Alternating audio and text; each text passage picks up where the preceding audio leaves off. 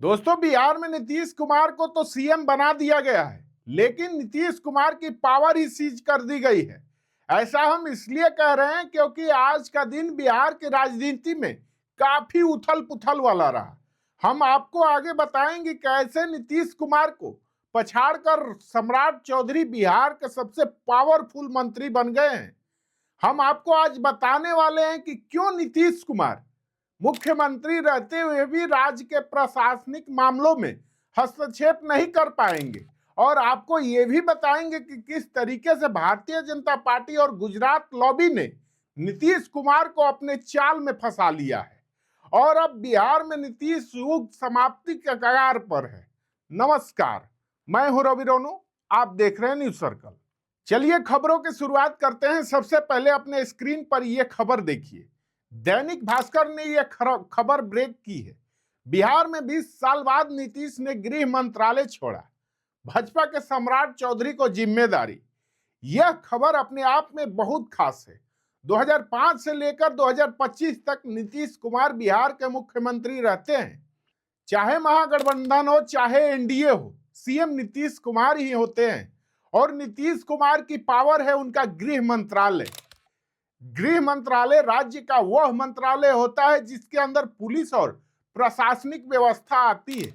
बिहार जैसे बड़े आबादी वाले राज्यों में गृह मंत्रालय ही सब कुछ होता है, लिहाजा नीतीश कुमार गृह मंत्रालय को अपने पास रखते हैं। 2020 के विधानसभा चुनाव में तो नीतीश कुमार की पार्टी 3 नंबर की पार्टी बन गई थी। बावजूद इसके उन्होंने भारतीय जनता पार्टी को अपना सबसे खास गृह विभाग नहीं दिया था, क्योंकि सीधे सीधे नीतीश कुमार इस विभाग के जरिए पॉलिटिक्स में अपनी पावर दिखाते रहे हैं। कयास इस बार ये लगाए जा रहे थे कि नीतीश कुमार को साइडलाइन कर भाजपा अपना मुख्यमंत्री देगी, लेकिन नीतीश कुमार ने अपनी सूझबूझ से अपनी मुख्यमंत्री की कुर्सी तो बचा ली, लेकिन अपना पूरा पावर भारतीय जनता पार्टी को दे दिया। भारतीय जनता पार्टी बिहार में वो खेल खेल गई जो इससे पहले नीतीश कुमार के साथ कोई पार्टी नहीं खेल पाई थी। सम्राट चौधरी को गृह विभाग मिल जाना अपने आप में बड़ी बात है, और यह नीतीश कुमार की कमजोरी और जनता दल यूनाइटेड के कमजोर डिसीजन मेकिंग को भी दर्शाता है। और यहां पर भारतीय जनता पार्टी खेल करने में कामयाब हो गई। अगर आप मंत्रिमंडल बंटवारे की लिस्ट देखेंगे तो नीतीश कुमार की पार्टी को और सहयोगियों को झटका देते हुए भारतीय जनता पार्टी ने कई बड़े मलाईदार विभाग अपने पास रख लिए हैं, जिसमें गृह विभाग सम्राट चौधरी को तो भूमि व राजस्व विभाग विजय सिन्हा को दिया गया है। मंगल पांडे को इस बार स्वास्थ्य विभाग के साथ साथ विधि विभाग भी सौंप दिया गया है, जबकि दिलीप जायसवाल को उद्योग विभाग दिया गया है। नितिन नवीन को पथ निर्माण विभाग के साथ साथ नगर विकास विभाग के भी जिम्मेदारी दी गई है।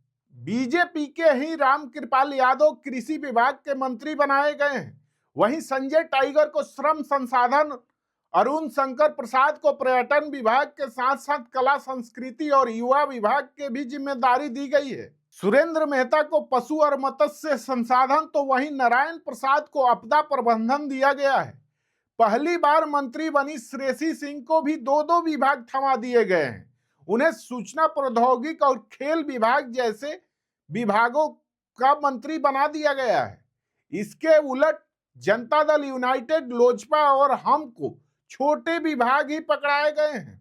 अपने इतने लंबे कार्यकाल में 85 सीटों के बावजूद नीतीश कुमार इस बार सबसे कमजोर मुख्यमंत्री होंगे।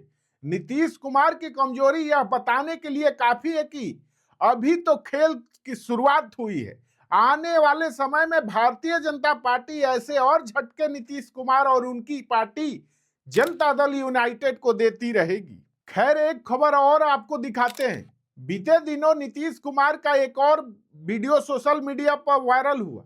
जब बिहार में शपथ ग्रहण समारोह के बाद प्रधानमंत्री नरेंद्र मोदी अपने विमान पर बैठकर निकल रहे थे, तो उनको सी ऑफ करने के लिए नीतीश कुमार पटना एयरपोर्ट पर पहुंचे थे। जैसे ही मोदी जाने लगे, नीतीश कुमार ने दोनों हाथों से नरेंद्र मोदी का पांव झुककर छुआ।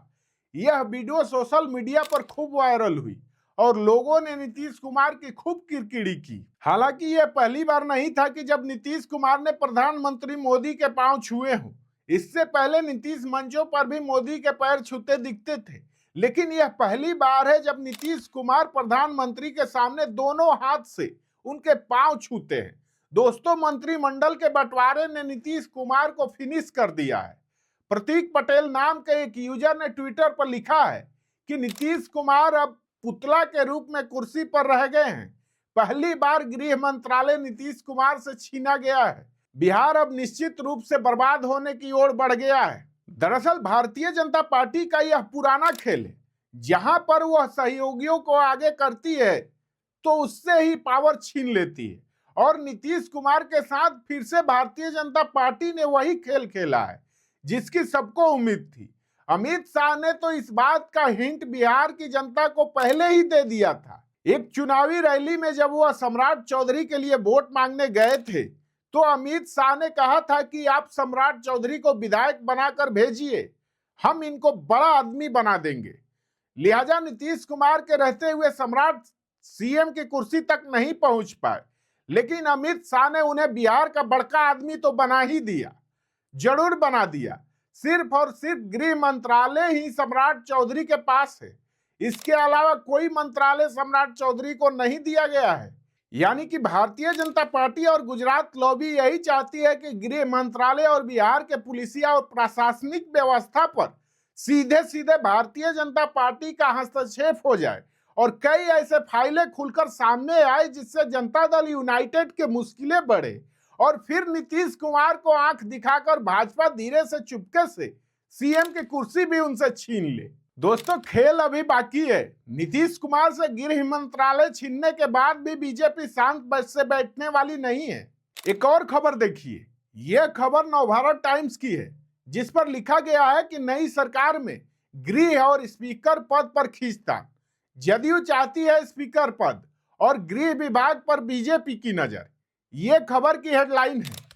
अब गृह विभाग को लेकर बीजेपी ने अपना खेल तो कर लिया है, वहीं जिस स्पीकर पद पर नीतीश कुमार की नजर है, भारतीय जनता पार्टी बिहार विधानसभा के अध्यक्ष की कुर्सी भी जनता दल यूनाइटेड को देने नहीं जा रही, क्योंकि जैसे ही शपथ ग्रहण के मंच से भाजपा नेता प्रेम कुमार गायब दिखे थे, उसी समय यह कयास लग गया था कि उन्हें मंत्रिमंडल में इसलिए नहीं रखा गया क्योंकि वो बिहार के विधानसभा के स्पीकर बनने जा रहे हैं।